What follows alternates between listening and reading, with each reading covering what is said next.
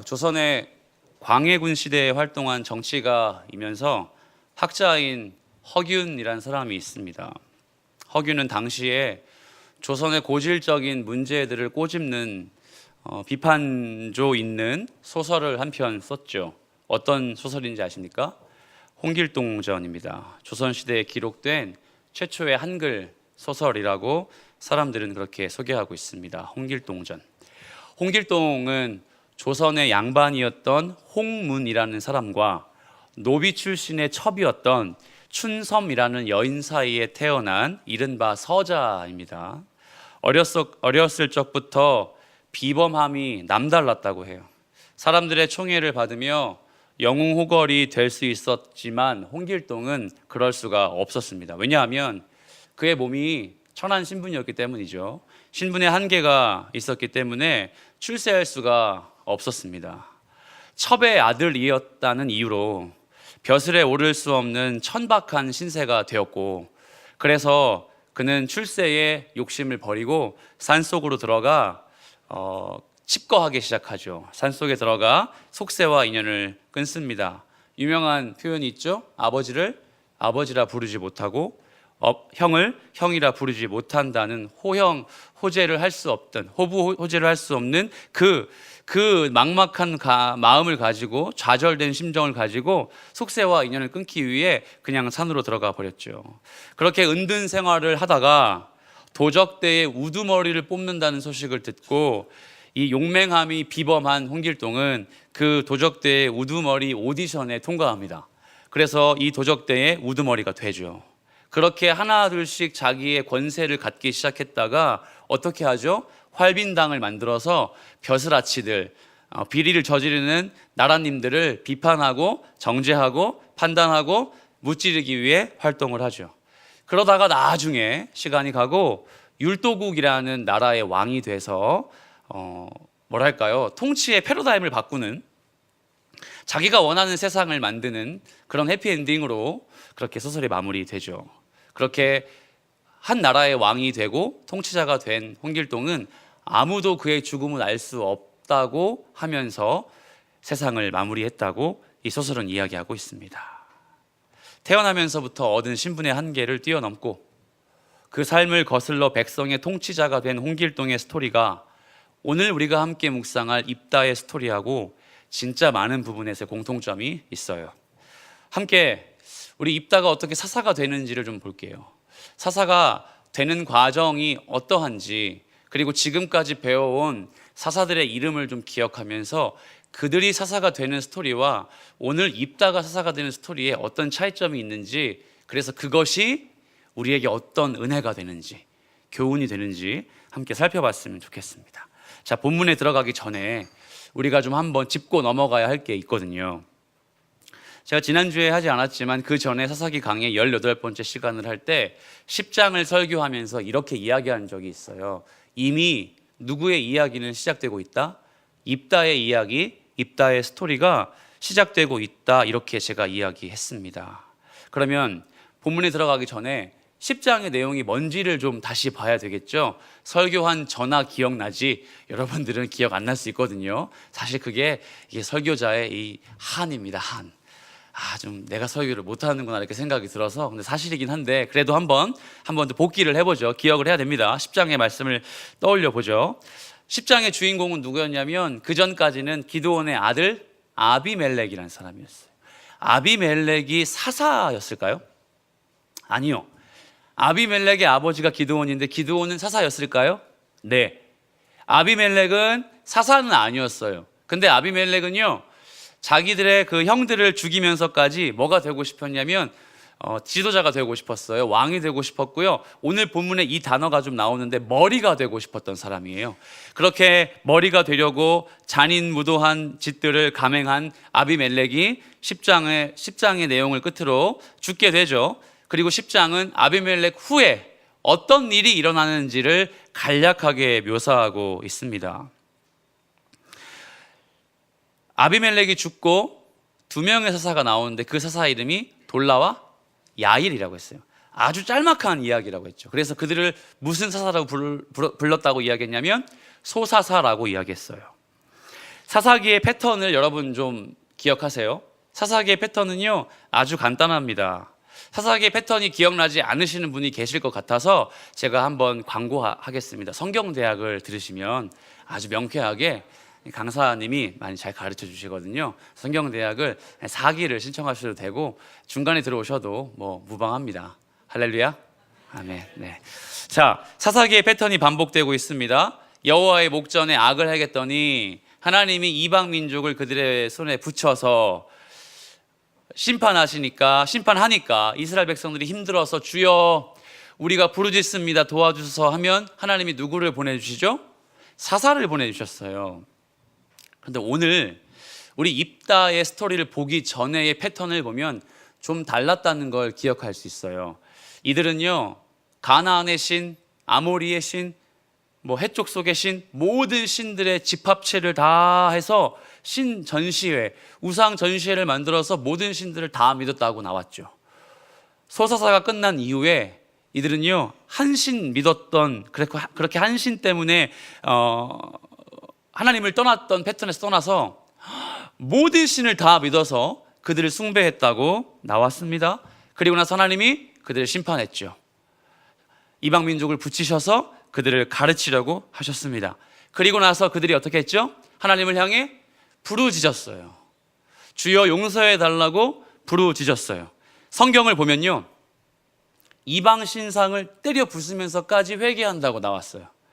이렇게까지 우리가 잘못한 거 하나님 아시죠? 이방 신상 다 부시면서까지 주님께 용서를 구합니다. 용서해 주십시오라고 기도했어요. 그런데 어떤 일이 일어났죠? 하나님은요, 이스라엘 백성들을 용서하지 않았어요. 하나님은 이스라엘 백성들의 회개의 기도를 듣지 않으셨어요. 왜 그랬을까요? 왜 하나님은 이들의 기도를 듣지 않으셨을까요? 우리 10장 16절 말씀을 함께 읽어보겠습니다. 시작.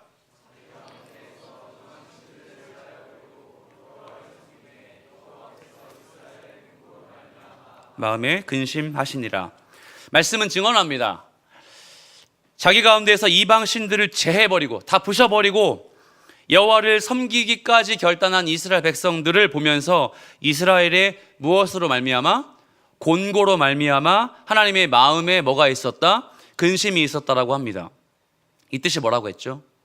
히브리어 원어를 보면 속상하고 마음 쓰인다는 표현이 아니고요, 정반대예요. 여기서의 곤고는 없고 불편하고 굶주린 뜻이 아니라 사악한 행동이라고 했습니다. 반복되는 사악한 짓이라고 했어요. 그러면 근심이 뭐라고 했죠? 실증났다, 싫다는 뜻이에요. 그러면 유추해 보건대 이스라엘 백성들은 지금 뭐 하고 있었냐면 습관적으로 회개하고 있었다고 했어요. 습관적으로 우상 숭배하고 우상 때문에 벌 받으니까 그렇게 또 회개하고, 아무리 우상을 때려 부셔서 회개할지라도 나는 너희들 기도 듣지 않겠다, 나는 너희들의 회개를 수용하지 않겠다, 나는 너희들을 용서할 마음이 없다, 이렇게 말씀하셨어요. 그래서 제가 이렇게 이야기한 적이 있죠. 우리가 회개할 때에 용서를 전제한 회개는 의미가 없다. 용서를 전제한 회개를 C.S. 루이스는 뭐라고 이야기했냐면 양해라고 했어요. 하나님은 우리에게 회개를 통해 용서를 주시려고 계시는 분이 아니라 회개와 관계없이 그 죄에서 벗어나 주님께로 돌아오고자 하는 마음이 있다면 그 관계를 유지하고 싶으신 분이라고 설명해 드렸습니다. 사랑하는 여러분, 하나님은 우리에게 그런 분이십니다. 여러분 믿으십니까? 아멘. 우리가 나쁜 짓 해도요, 하나님은 우리에게 관계 맺기를 원하세요. 우리가 예수 믿고 죄 많이 지어도요, 회개 그렇게 뜨뜻미지근하게 해도요, 하나님이 한 번 작정하신 사랑은요, 네 회개가 보잘것없어서 내가 마음 거둘게. 예수 그리스도 이후에 우리에게는요, 하나님이 그렇게 말씀하지 않으세요.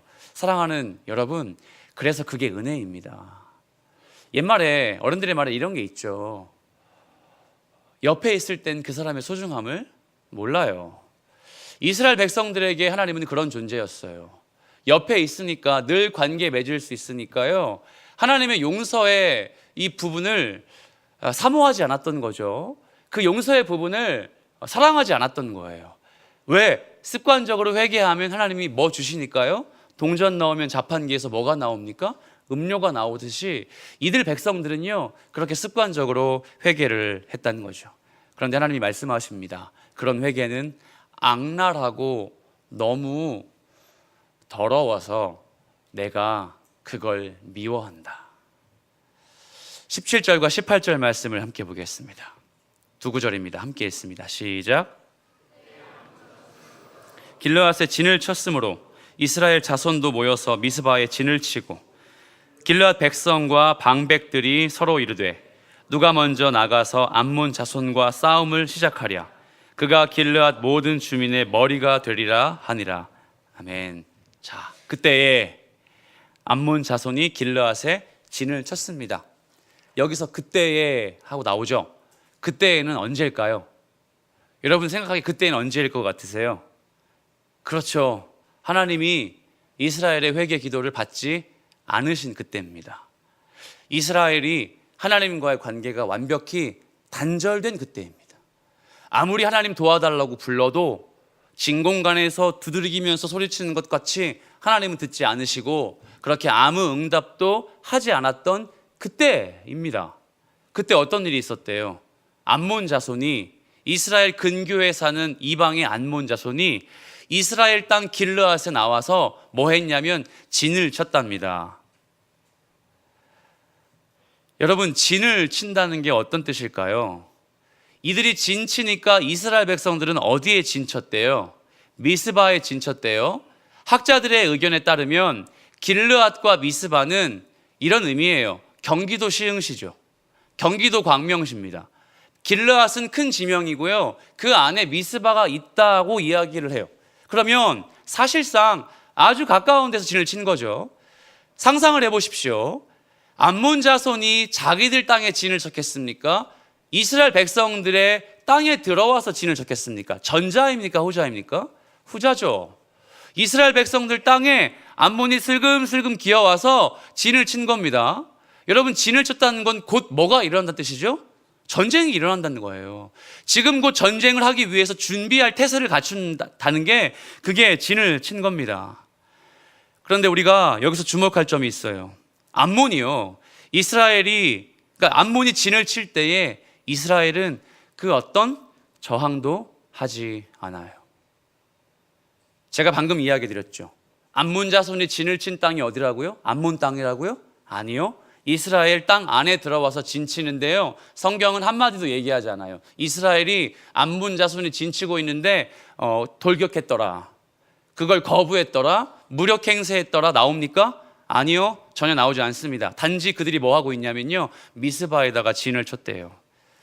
마치 암몬이 진을 치니까 미스바에 진 친 것 같죠. 대결하려고 진 친 것 같죠. 근데 그렇지 않아요. 왜 그러냐면 미스바에 진 친 이스라엘의 장군의 수장이 지금 없어요. 무슨 말입니까? 사사가 없어요. 사랑하는 여러분, 오늘 입다 이야기를 배우기 전에 이스라엘의 상태가 이와 같다는 걸 10장 17절과 18절 말씀을 통해서 우리에게 경고하고 있어요. 지금 이스라엘에게는요, 암몬을 향해 무력 시위할 수 있는 군사력도 없고요, 이 군사력 없는 것 가지고 동원하고 자극하고 푸시할 수 있는 장군, 사사조차도 없습니다. 그동안의 패턴으로 보면요, 지금 기드온 같은 사사가 있으면 다행이었던 거죠. 그동안에 하나님은요, 이 타이밍에 기드온이나 혹은 누가 했을까요? 드보라나 이런 사람들을 세워서요, 암몬 자손과 대결할 수 있도록 만들어 주셨어요. 근데 성경을 보십시오. 있습니까? 없습니다. 사사, 통치자, 지도자 없어요. 하나님은 지금 이스라엘에게 아무런 응답도 아무런 역사도 보이지 않았습니다. 여러분이 만약 미스바에 진친 군사 중에 한 명이라면 옆 사람에게, 옆에 있는 군사에게 이렇게 얘기하지 않겠습니까? 야, 우리 여기서 지금 뭐 하고 있는 거야? 하나님은 왜 아무 말씀이 안 하시지? 우리의 진의 장은 누구야? 우리의 사사가 누구야? 누구 명령 따라서 전쟁해야 돼? 여러분이라면 이런 물음 있지 않겠습니까? 이런 궁금함 있지 않겠어요? 하나님이 말씀하시지 않는데 전쟁을 해야 돼요. 그동안의 구약의 이스라엘 전쟁의 패턴을 보면 단 한 번도 하나님이 말씀하신 적이 안 하신 적이 없어요. 그래서 이스라엘의 전쟁은 곧 누구의 전쟁이라고 했죠? 하나님의 전쟁, 여호와의 전쟁이라고 했어요. 그런데 오늘 하나님은요, 사사도 이스라엘이 대적할 만한 군사력도 그들에게 준비시키지 않고 가만히 계십니다. 그래서 이스라엘은 18절에 나와 있듯이, 다시 한번 18절 말씀을 좀 볼게요. 18절 시작. 길르앗 백성과 방백들이 서로 이르되, 여기서부터입니다. 시작. 누가 먼저 나가서 암몬 자손과 싸움을 시작하랴. 그가 길르앗 모든 주민의 머리가 되리라 하니라. 아멘. 그래서 이들 백성들 군사들은요, 뭔가 정해야 됐어요. 지금 누가 없으니까, 머리가 없으니까, 야, 그러면 우리 가운데 누가 먼저 나가서 저 암몬 자손과 싸우면 될까? 우리 한번 정해보자 라고 이야기합니다. 늘 하나님은 사사를 세우셔서 혹은 전쟁의 방법을 이렇게 해, 성벽 돌아, 항아리만 갖고 있어, 나팔만 불어, 뭐 이렇게 아주 구구절절히 전쟁의 방법을 설명해 주셨지만 오늘은 그게 없어요. 그래서 여러분도 저도 그랬을 것 같아요. 야, 지금 우리에게 머리가 없으니까 누구 한 명 앞서 세워서 전쟁하자. 누가 먼저 나가서 암몬 자손과 싸움을 할지 정하자라고 이야기합니다. 그런데 이 표현은 우리가 사사기 공부를 하면서 한 번 본 적이 있는 표현이에요. 어디에 나와 있을까요? 사사기 1장 1절에 나와 있어요. 한번 읽어볼게요. 시작.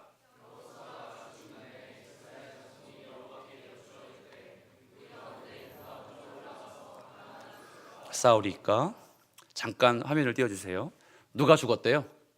여호수아가 죽었습니다. 여호수아는 누굽니까?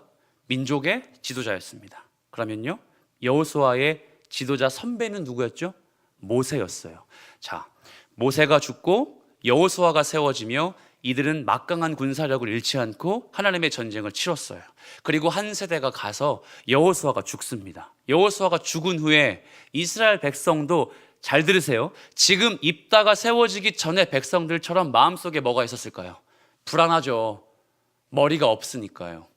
불안하죠. 누가 우리 전쟁을 주도해 줘야 되는데 아무도 없으니까요. 그런데 오늘 누가 먼저 가서 싸우리까? 라고 질문하는 여호수아 다음 세대의 이스라엘 민족과 입다를 세우기 전에 이스라엘 민족의 질문에는 공통점도 있지만 정당한, 정확한 차이점이 있어요. 그게 뭘까요? 여호수아 이후의 백성들은요, 여호와께 여짜 이르되, 여호와께 물어본 거예요. 하나님, 우리에게 지금 여호수아가 없습니다. 그래서 전쟁을 할 수 있는 동력이 없어요. 누가 먼저 우리의 머리가 되어서 싸울 수 있을지 하나님 가르쳐 주십시오라고 한 거예요. 그런데 오늘 본문의 18절 말씀을 되돌아가 볼게요. 방백들이 서로, 이게 뭘까요? 대화가 서로 오고 가는 거죠. 이 가운데 누구는 없어요? 하나님은 없어요. 이들은 하나님을 향해서, 하나님, 저희 민족이 이 정도인데요, 누가 먼저 나가서 암몬 자손과 싸울지 가르쳐 주십시오라고 얘기하지 않았어요. 하나님은요, 늘 이스라엘 백성들 앞서서 자기들을 이끌어 주셨습니다. 늘 한 발자국 앞에서, 늘 저 앞에서 이스라엘 백성들이 갈 길을 가르쳐 주셨어요. 그런데 오늘은요, 하나님이 나타나지 않으니까 서로 이야기하는 겁니다. 네가 갈래? 아, 내가 갈까? 하나님, 제가 여기 싸우니 누굴 보내소서? 쟤를 보내소서. 이렇게 얘기를 한 거죠. 자기는 가기 싫은 뉘앙스가 이들 이 이야기 속에 들어가 있다는 사실입니다. 하나님을 향해 질문하지 않았습니다. 그런데 이 18절 말씀에 또 하나의 중요한 진실이 담겨 있는데, 누가 먼저 싸우느냐가 왜 중요했을까요?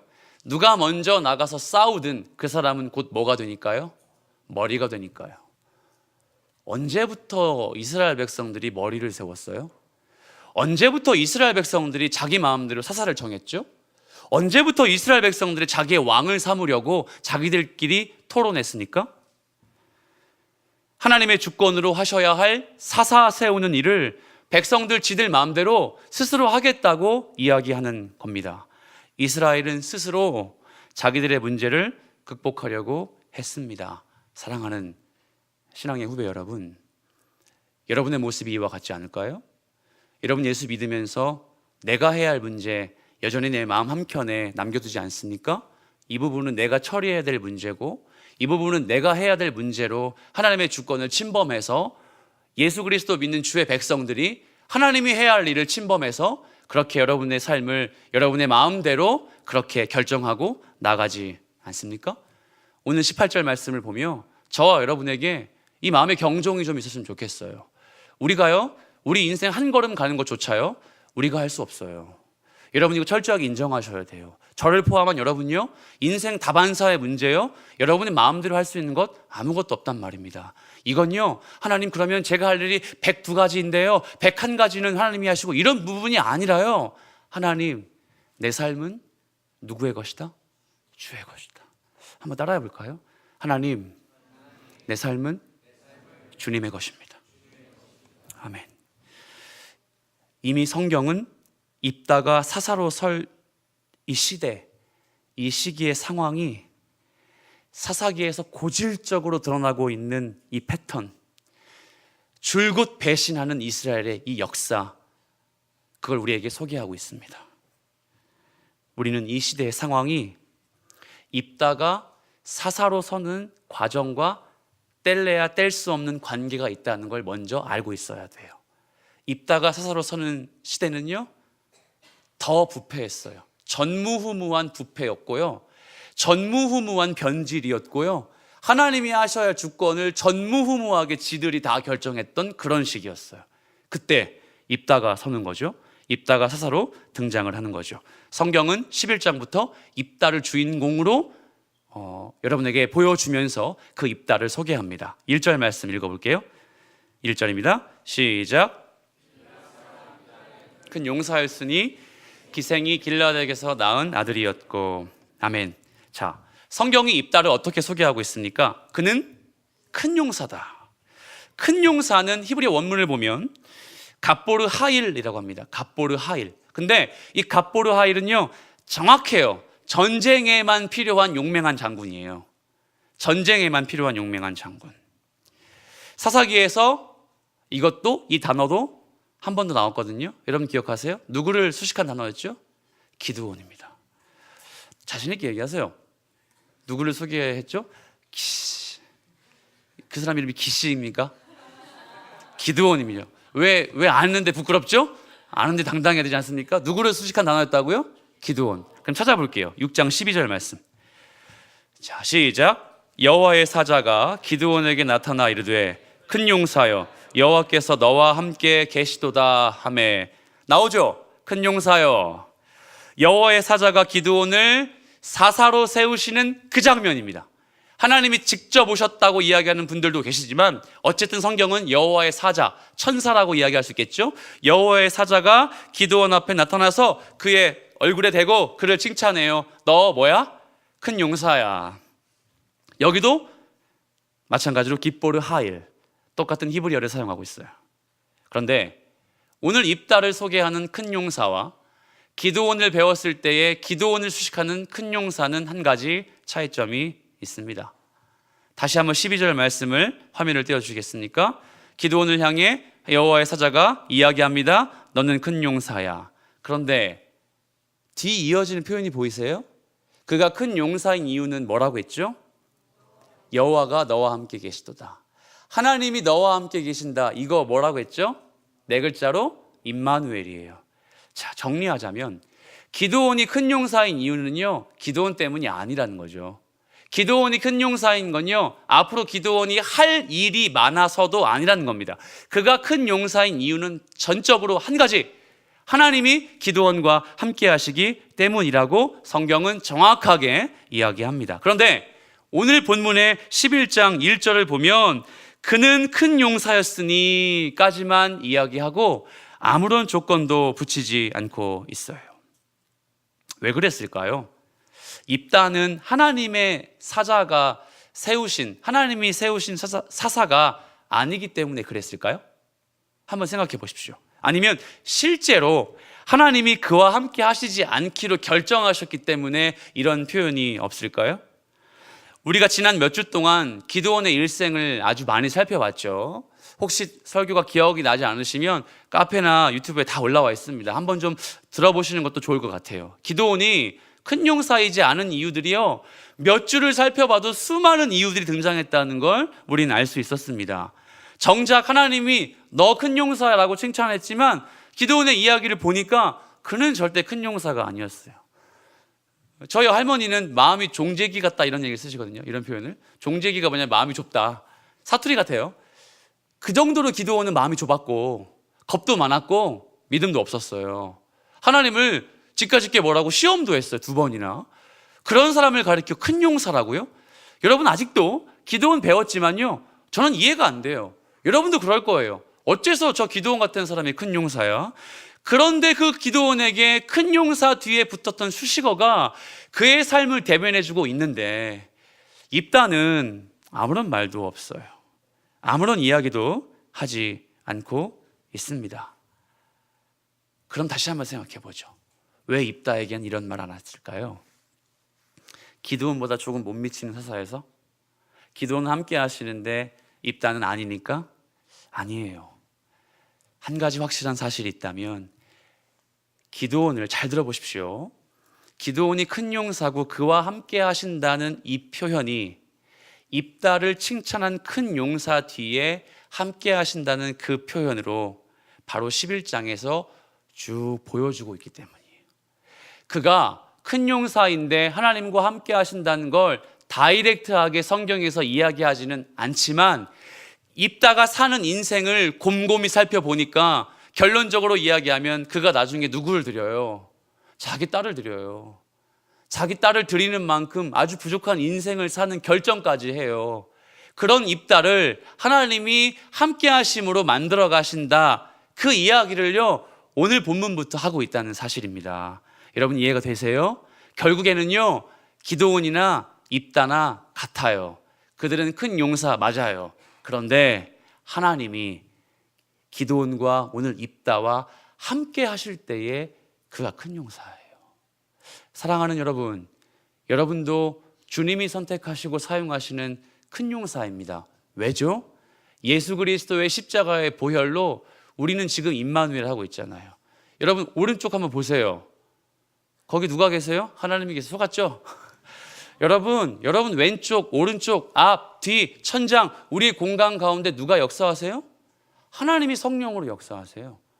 우리를 외롭게 하지 않으시려고 성령은요 고아와 같은 우리를 내버려두지 않은 상태로 우리와 동행하신다는 사실이에요. 그래서 우리는요 기드온처럼 입다처럼 어떤 인생의 우여곡절 있어야지만 임마누엘이 아니라 이미 우리가 뭐함으로 말미암아? 믿음으로 말미암아 하나님이 우리와 함께 하신다는 그 인생을 이미 우리 가운데 살고 있다는 사실이에요. 그런데 입다는 이 인생을 겪어야 했어요. 그래서 그에게 해결해야 될 문제가 몇 가지 있었습니다. 대표적인 게 무엇이었죠? 그의 신분의 문제였어요. 그에게는 신분의 제약이 있었어요. 그는 누구의 아들이었냐면 기생의 아들이었어요. 성경을 보니까 기생이라고 나왔지만 이 기생은 오늘날 우리에게 표현하자면 창녀의 아들이에요.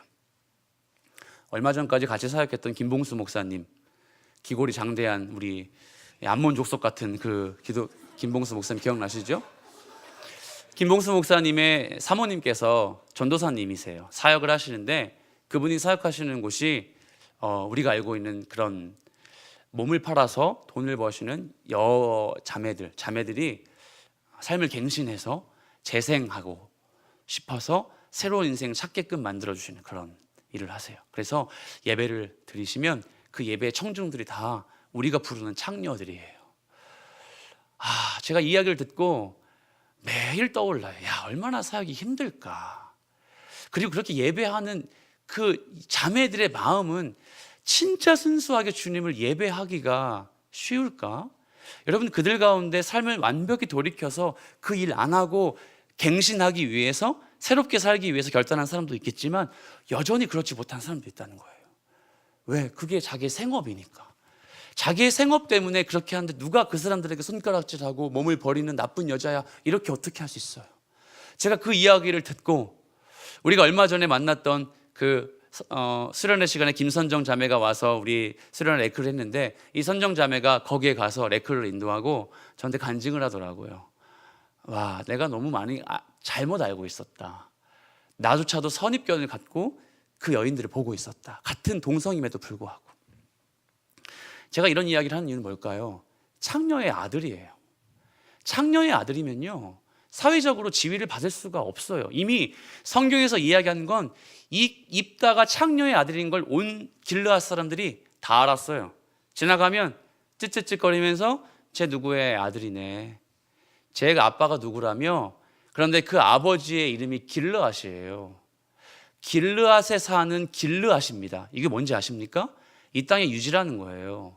이 땅에서 막강한 영향력을 행사하는 사람이란 말입니다. 그러면 그 아버지에게서 떨어지는 분깃이나 기업이 있을까요? 없을까요? 있어야 되죠. 성경을 보십시오. 2절 말씀입니다. 자, 시작. 길르앗의 아내도 그의 아들들을 낳았더라. 그 아내의 아들들이 자라매 입다를 쫓아내며 그에게 이르되 너는 다른 여인의 자식이니 우리 아버지의 집에서 무엇을 얻지 못한다? 이스라엘 백성들에게 기업은 아버지가 살아계실 때 줄 수가 없습니다. 누가복음 15장에 탕자의 비유 아시죠? 탕자가 아버지를 향해 기업을 요구합니다. 아버지, 저한테 줄 유산 있죠? 저 지금 주세요. 그거 받고 좀 편하게 살다가 돌아오겠습니다 하고 나가는데요, 이건 무슨 말이냐면 우리 시계 표현에서 아버지 나가 뒤지세요 라고 하는 거예요. 불효막심한 놈이죠. 고대 근동을 살아가는 사람들에게 아버지가 살아계실 때 유업을 받을 수가 없어요. 근데 아버지가 살아계시는데 아버지 얼굴에 대고 돈 달라고 하는 거죠. 이게 뭐예요? 나가 죽으십시오. 길르앗이 죽고 아들들이 기업을 받을 타이밍이 되었을 것 같아요. 그때 입다는 아무것도 받을 수가 없었어요. 그래서 입다는 다른 땅으로 이주해서 살게 됩니다. 그 땅은 돕땅이라고 나와 있고, 이 돕땅에 살 때에 온갖 어떤 사람들? 잡류들이라고 나와요. 학자마다 견해가 다르거든요. 저는 근데 이렇게 생각해요. 이 잡류를 깡패, 폭력적인 사람들이라고 하는 사람도 많아요. 근데 저는 그렇게 생각하지 않고요. 이 잡류는 이렇게 얘기하면 좋을 것 같아요. 이들이 입다에게 모여들었습니다. 근데 입다에게 도움을 줄 수 없는 비루한 자들인 거예요. 입다를 세워줄 수 있고 신분의 한계 때문에 좌절한 입다를 격려해 줄 수 있으려면 물질도 있어야 되고 건강도 있어야 되고 사회적 지위도 있어야 되는데 이들이 입다에게 줄 만한 게 없는 거예요. 그냥 몸뿐인 거예요. 그래서 입다에게 기대는 거죠. 입다는요, 모든 걸 잃어버렸습니다. 그의 신분의 한계 때문에 쫓겨났습니다. 그런데 쫓겨난 곳에서 마음 편히 새 출발하고 싶은데 혹만 생기는 거죠. 나를 의지할 비루들이, 그러니까 힘들고 어렵고 가난한 사람들이 나에게 몰려드는 거예요. 여러분, 입다의 마음이 어떨까요? 얼마나 상실감이 클까요? 그런데 시간이 가고 이런 일이 있습니다. 4절 말씀에 나오죠. 4절 한번 읽어볼게요. 시작. 얼마 후에 이스라엘을 치기 위해 암몬이 움직입니다. 길르앗 장로들이 겁이 났습니다. 암몬이 우리에게 오면 우리가 이길 수 없다. 그래서 우리도 무엇인가 움직여보자. 그래서 길르앗 장로들이 누구를 찾아갑니까? 입다를 찾아가죠. 그리고 프로포즈합니다. 와서 우리의 무엇이 되어달라. 장군이 되어달라. 이렇게 이야기합니다. 사랑하는 여러분, 장군은 카친입니다. 카친이란 히브리어는 말 그대로 싸움에 능한 사람이에요. 그리고 굳이 비교하자면요, 잘 들어보세요. 이들의 직분이 뭐라고요? 장로예요.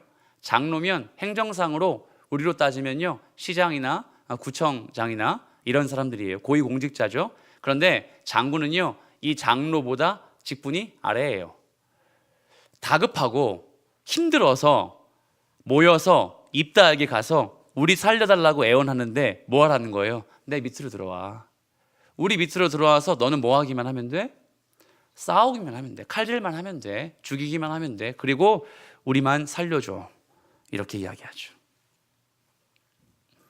여러분, 길르앗 장로들의 의도가 이해가 되십니까? 그들에게 가장 필요한 게 어떤 것이었을까요? 그들은 사사가 필요하지 않아요. 그들에게는 머리가 필요한 게 아니었던 겁니다. 그저 전쟁을 위한 자기들보다 조금 낮은 직분에 힘 좋고 전쟁에 승리하게 만들어줄 도구가 필요한 거예요. 하지만 입다가 어떻게 반응합니까? 바로 반응하죠. 나는 너희에게 장군이 될 수 없다. 그랬더니 장로들이 바로 태도를 바꿔서 그러면 뭐가 되어달라? 머리가 되어달라고 요청합니다.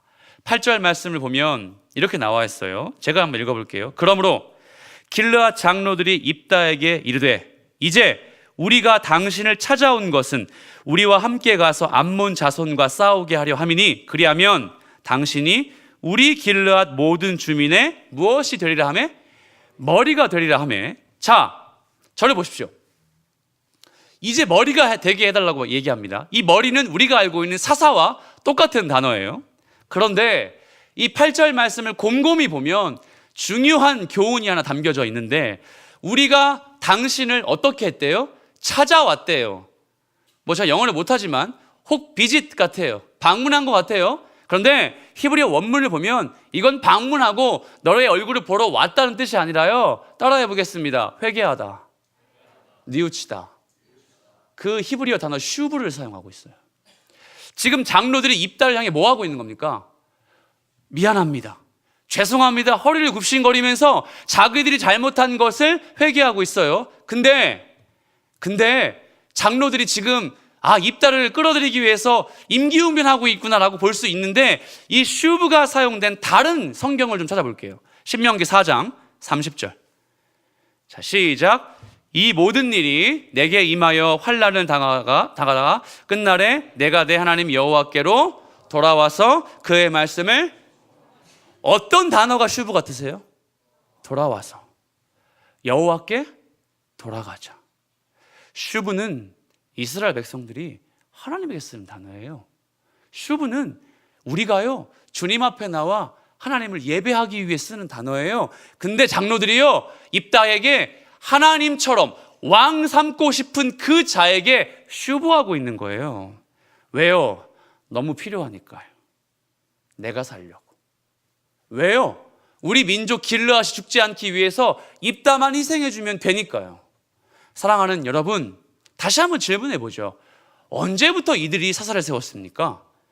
언제부터 사사가 사람들의 만족을 위해 등장하는 영웅 히어로가 되었습니까?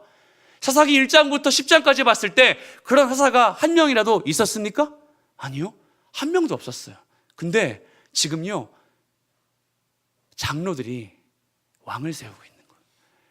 장로들이 사사를 세우고 있는 거죠. 타락했다는 거예요. 하나님의 질서가 완벽히 무너져 버렸다는 겁니다. 그렇다면 입다가 어떻게 반응하는지 마지막으로 좀 봅시다. 입다의 반응을 보죠. 우리 9절입니다. 시작.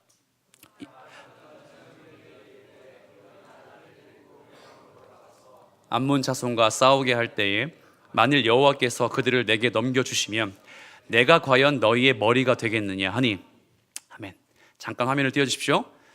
설교가 좀 어렵죠? 복잡함이 좀 있습니다. 잘 따라와 주시면 되고, 제가 설교를 아주 못하는 하수이기 때문에 제 설교 놓치면 그냥 끝나버려요. 잠이 와요.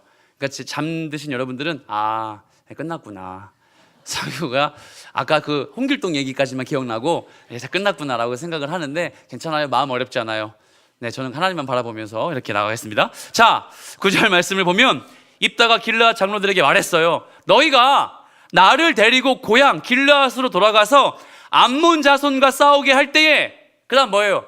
만일, 영어로 if, 조건절이죠. 조건절. 자, 조건절이에요. 맞습니다. 조건절 맞아요. 그리고 마지막 어떻게 다 있어요? 너희의 머리가 되겠느냐라고 하는 의문문이죠.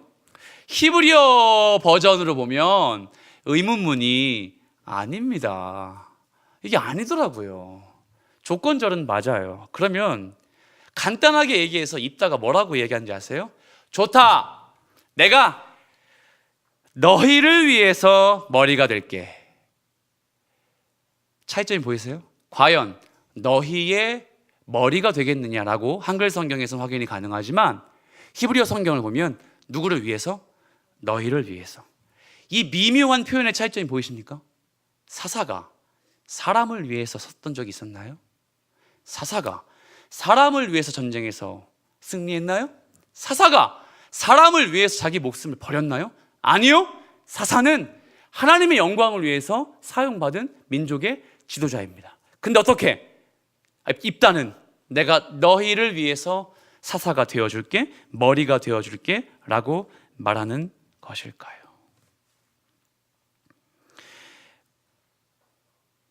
너희의 머리가 되겠느냐라고 번역하기보다는 너희를 위해서 머리가 되어줄게 라고 보는 게 더 타당합니다.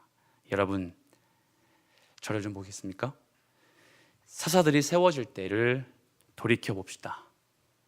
한 사람도 그런 목적으로 하나님이 사사로 세우신 적이 없죠. 근데 제가 좀 찾아봤어요. 이렇게 사사의 행동을 한 사람이 있었던 것 같은데, 내 설교를 통해서 내가 한번 기억해야 했던 것 같은데, 제가 했던 설교를 좀 뒤져 보니까 있더라고요. 찾았어요. 한번 보시겠습니까? 9장 17절입니다. 9장 17절, 57절이 죄송합니다. 아니 17절이거든요. 잠시만요. 잘못 나온 것 같네요. 9장 17절입니다. 네, 제가 한번 읽어드릴게요.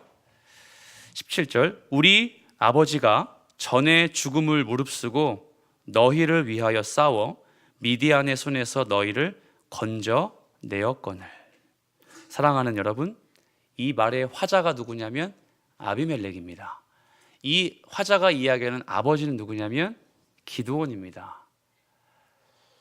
제가 시간이 없어서 성경을 깊이 연구한 걸 가르쳐드리지 못하겠지만, 성경의 저자는 이미 처음부터 기드온과 아비멜렉 시대와 오늘 주인공인 입다의 시대를 비교하고 있어요. 계속해서 구절과 단어를 통해 이 시대를 비교하고 있단 말입니다. 그러면 우리가 입다의 모습을 보면서 누구를 기억해낼 수 있냐면 기드온, 아비멜렉을 기억해낼 수 있습니다. 그는 아버지를 회상하며 이렇게 말합니다. 우리 아버지가 전에 너희를 위해서 목숨을 무릅쓰고 전쟁하지 않았니? 너희 기억 못하는 거야? 그가 그렇게 아버지를 회상할 수 있었던 이유는 기드온이 그렇게 통치했기 때문이죠. 시간 나실 때 꼭 한번 보십시오. 기드온은 이렇게 얘기해요. 가자, 너희들 고백해라. 여호와의 칼이요? 누구의 칼이요? 기드온의 칼이요. 항상 기드온은요, 하나님을 높이고 자기의 이름도 높였어요. 자기가 드러나고자 노력했어요. 큰 용사가 하나님이 함께 계시도다라고 고백할 때에 가능했음에도 불구하고 기드온은 그게 중요한 게 아니라 내가 너희를 위해서 용사로 남았다는 것만큼은 지울 수가 없었단 말입니다. 입다가 길르앗의 머리가 된다는 것도 이와 다르지 않습니다. 그는 비록 만일 여호와께서 그들을 내게 넘겨주시면 이라고 이야기했지만 이건요 자기가 하고 싶은 거에 어떤 거예요? 하나님을 갖다 껴맞추는 거예요. 하나님, 이 직장에 제가 들어가는 것이 맞다면, 합격하면 그건 누가 뜻입니까? 하나님의 뜻입니다 라고 고백하는 저나 여러분의 어줍지 않은 신앙 고백과 입다는 똑같이 이야기하고 있는 거예요. 그래? 나 머리로 세워줄 거야? 그러면 내가 한번 머리로 서기 전에 암몬과 싸워볼게. 암몬과 싸워서 어떻게 되면? 내가 이기면 너희들의 뭐가 된다? 머리가 된다. 이게 뭐가 다릅니까, 여러분? 우리가 신앙생활 하는 것과 뭐가 달라요? 하나님, 여기 진짜 가고 싶고 저 사람하고 진짜 결혼하고 싶은데, 막 사귀고 싶은데 맞다면 하게 해주십시오 라고 그렇게 속마음 다 결정하고 이렇게 해주시면 맞습니다라고 기도하는 우리의 알량한 신앙과 비교했을 때 입다가 뭐가 다르냐는 말입니다. 선택과 결정의 의도와 목적이 불순함에도 불구하고, 아니 그렇게 영적인 의미 없이 결정했음에도 불구하고 그게 뜻대로 되지 않으면 하나님이 원하시지 않는 거야 라고 하는 우리의 모습, 혹은 마음의 소원이 이루어지면 하나님의 뜻이고 감탄하고 감사하지만, 그래서 합격했고 들어갔지만 사귀었지만 결혼했지만 얼마 지나지 않아 잊어버리고 가끔은 갈등이 일어나면 이렇게 얘기하죠. 주의 뜻이 아닌가? 가끔은 힘들으면 고백하죠. 주의 뜻이 아니었어. 내가 무익했네. 이따가요 지금 그걸 이야기하고 있어요. 오늘 입다는요, 길르앗의 머리가 되기 위해서 하나님의 권위를요 덧붙였어요. 길르앗의 머리가 되고 싶어서요 하나님의 권위를 덧붙였어요. 합리화했어요. 그건 엄청난 실수였어요. 이스라엘의 사사가 되는 것이 무엇을 의미하는지 알지 못한 채로 너희를 위해서 내가 너희의 뭐가 되어줄게? 머리가 되어줄게 라고 이야기했다는 겁니다. 사랑하는 여러분, 입다는 성경에서 줄곧 그의 한계를 설명해 주고 있어요. 입다는요 장점이 없는 것 같아요. 신분의 한계, 하나님을 갖다 끼워붙이는 합리화의 신앙의 사람, 창녀의 아들로 태어나 도저히 사사가 될 수 없었던 신분. 그런데 그에 반해 이쪽에 있는 길르앗 장로들, 이스라엘 백성들은 정상이었습니까? 그들도 자기들이 머리를 세우려고 했어요. 이 지경이었던 거죠. 이스라엘도 타락했고 입다 한 사람만이라도 바로 서 있었으면 좋았을 것을 입다도 그렇게 하나님께 묻지 않고 하나님의 뜻을 구별하지 못한 채 머리가 되기로 결정한 사람이었습니다. 저는 그래서 입다가 사사가 안 됐으면 좋겠어요. 입다가 사사로 서는 것이 저는 타당하지 않다고 생각합니다. 하나님이 세우신 지도자라고 볼 수 저는 없을 것 같아요. 어떻게 장로들의 요청에 의해서 사사가 결정됩니까? 여러분도 동일하게 생각하지 않습니까? 순결해야 되잖아요. 멋져야 되잖아요. 신실해야 되잖아요. 여기 성경의 말씀을 듣고 있는 나보다는 좀 믿음이 좋아야 사사가 되어야 되지 않을까라고 생각하잖아요. 근데 입다가 하나님이 버리는 자가 아니라 결론적으로 이야기해서 그는 사사가 되었습니다. 여러분, 그는 하나님이 세우신 사사가 되었습니다. 11장에 우리 말씀을 볼게요. 29절 말씀이죠. 11장 29절 시작. 이에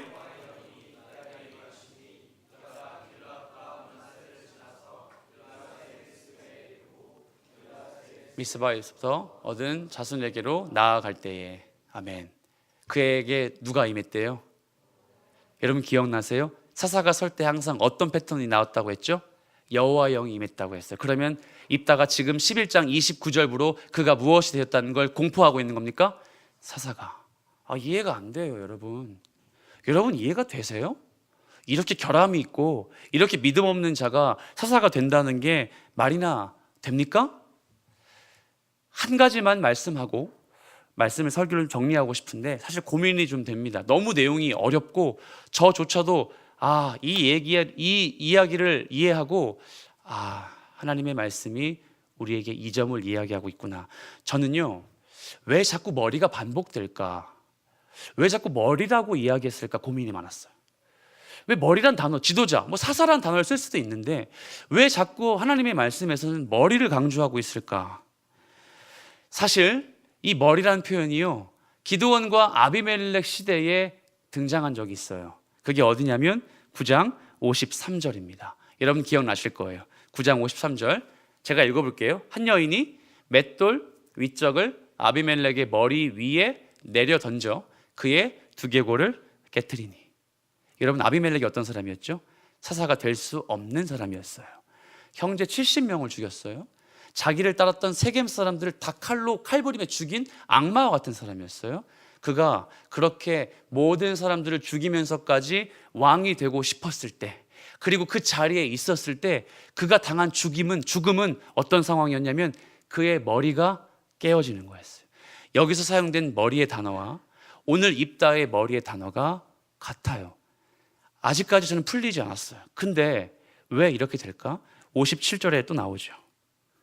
자, 읽어보겠습니다. 시작. 또 세겜 사람들의 모든 악행을 하나님이 그들의 머리에 갚으셨으니 여룻바알의 아들 요담의 저주가 그들에게 응하니라. 아멘. 하나님이 아비멜렉, 세겜 사람들의 모든 악행을, 잘 들으세요, 아비멜렉의 머리를 깨트림으로 그의 악행을 종결시키고 그 악행의 종결이 아직 남아있을 그때에 세겜 사람들을 모두 죽이며 그들의 머리에게 다 갚으신 후로 지금 그들에게 뭐가 없죠? 머리가 없어요. 그래서 하나님은 다시 한번 머리를 세우시는 거예요. 사랑하는 여러분, 그러기에도 입다는 부족해요. 머리를 깨트리고 모든 저주의 머리를 풀게끔 하나님이 인도하셨다면 적어도 기드온보단 나은 사람, 적어도 그 어떤 사사보다는 뛰어난 사람, 흠도 티도 없는 사람을 세우는 게 우리의 요구인데, 우리가 요구하는 성경의 방향인데, 성경은 우리의 요구를 단번이 파하셔서 그런 방향으로 하나님이 사용하지 않는다는 걸 저와 여러분에게 가르쳐 주세요. 하나님은요, 흠 많고 티 많고 잘못 살고 부족한 자를 사용하십니다. 입다와 같이 신분의 한계가 있고 하나님을 합리화시키는 불신앙의 사람일지라도 하나님의 주권이, 하나님의 방법이 그 입다를 세우셔서 민족의 지도자로 만들어 놓으셨습니다. 사랑하는 여러분, 그게 하나님의 방법이에요. 예수 믿고 그리스도인의 삶을 살아가는 여러분, 예수 믿으면 죄가 다 풀립니까? 예수 믿으면 평생에 미워했던 저 죄인을 내가 용서할 수 있을 만큼 공자 맹자 같은 덕인이 되나요? 아니요. 예수 믿고 이때 예배 드리고 우리 목사님 설교 잘하시네, 은혜 받고 돌아가서 다시 한번 살면 그렇게 회복이 됩니까? 아니요. 여기서 말씀을 전하고 있는 저도 이렇게 말씀을 듣고 전파하고 그렇게 은혜 받으면 제가 삶이 바뀔까요? 아니요. 아무도 바뀌지 않아요. 근데 하나님이 그렇게 바뀌지 않는 우리를요 사용하신대요. 근데 우리를 머리로 사용하신대요.